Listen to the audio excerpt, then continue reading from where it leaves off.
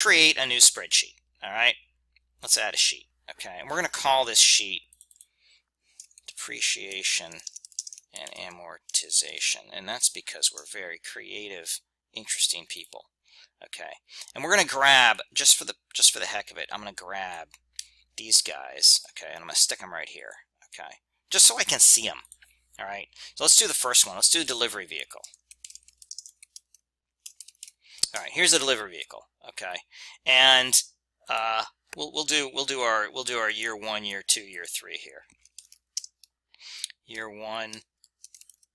I'll do one of these and then I'll do all of them, but I won't show you all that garbage. I'll just do them quickly, but we'll do one. So here's the delivery vehicle. We pay $15,000 for it. Okay. All right. So there's that. Okay. And we can say, oh, we get the same formatting issue we always have. Let's reformat this stuff because we like it that way. All right. So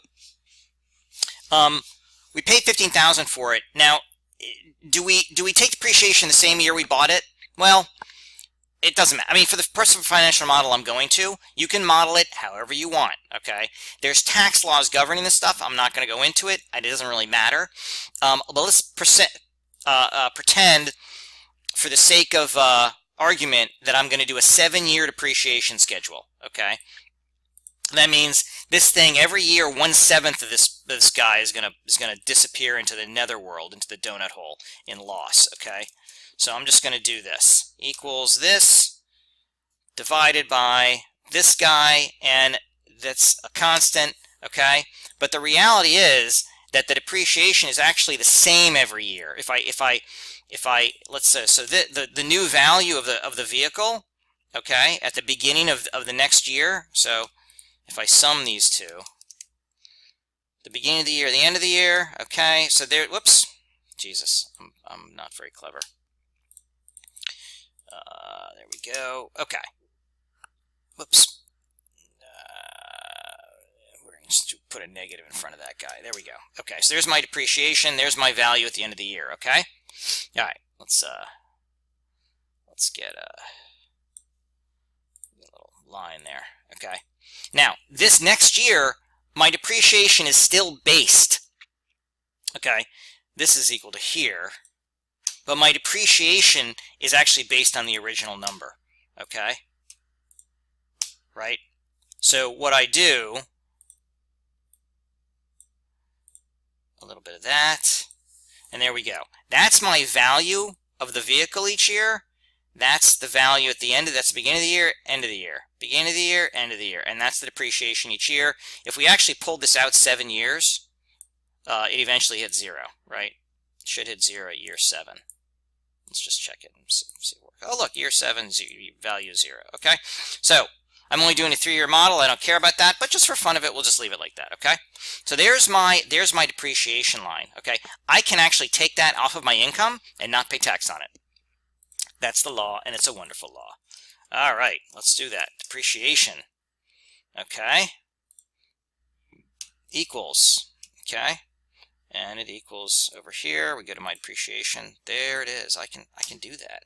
Okay, look at that, $2,000, and actually my net income is now EBITDA minus depreciation. Actually, it's plus because I've got a negative there. You gotta be a little bit cautious about how you do your positives and negatives, right?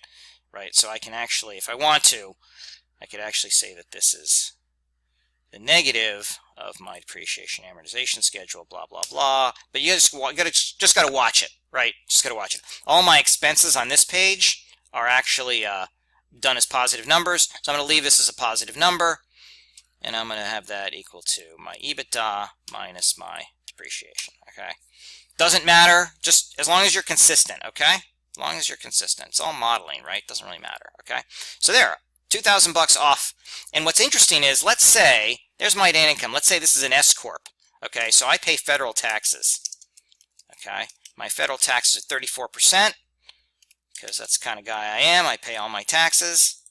Let's say that includes, you know, whatever state, state and federal. Let's say state and federal.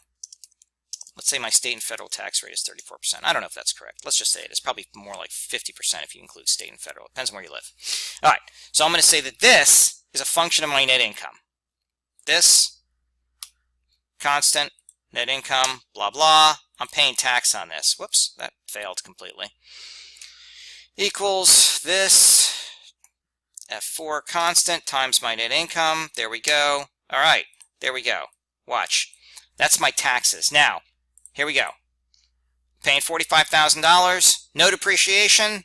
I'm paying $46,000. I save my money with depreciation. That is why people do it, okay? The government allows you to remove money from your income statement based on the depreciation of your fixed assets, okay? And I got my little depreciation schedule down there. So there's my taxes, and then I can do after-tax income. And that's going to be equal to my net income minus my taxes, okay? And to a certain extent, that number doesn't matter. The real reason it doesn't matter is because everybody pays taxes differently. You have no idea what your losses are, all your other crap that you're doing. Who knows how else you're cheating on your taxes. But nevertheless, there's somebody might care, you might care, so you model it, okay? Now, I'm going to pause. I'm going to go back here. I'm going to finish off my depreciation amortization for all these guys, and then we'll... All right, I just want to show you this real quick. So look, so I've got my delivery vehicle depreciation, I got my greenhouse equipment, I got my startups. You know, once you built one of these little things, you can actually grab the whole frickin' thing. You can actually just grab the numbers. I just grab the numbers. I can literally paste it in here, and I can say, oh, Buddy Bizweed Company, it's $10,000. Ding, everything changes. Beauty of spreadsheets, right? Let's say this is actually real estate, and real estate depreciates at, like it's a building, at 25 years instead of 7 years. 25. Done. Automatically does the whole thing. Actually, it doesn't. Does it? No, because it's all using that one. All right, I suck. Just the one. I stick it there. I F4 it. I'm done. There you go. There's my depreciation for the building if it's real estate. Okay, but it's not. So I do that. All right, so these are all 7-year depreciation. Doesn't matter. Don't care. I'm going to go ahead and sum this total depreciation on this worksheet just because I can. And it's going to be this plus this plus this plus this. There's my total depreciation, 10,000. Okay, and there we go. How come that guy's not zeroing out? Let's figure that out. Let's figure out why this guy's not zeroing out. Probably because I didn't do that. No? Let's check it out. The beauty of little things here. Just a second. I'm going to fix it. See? Exactly what I said I shouldn't do. This is actually constant. Depreciation stays the same. There we go. Beautiful. There's my depreciation every year. Now I can go back to my income statement, and I'm going to change this to this guy.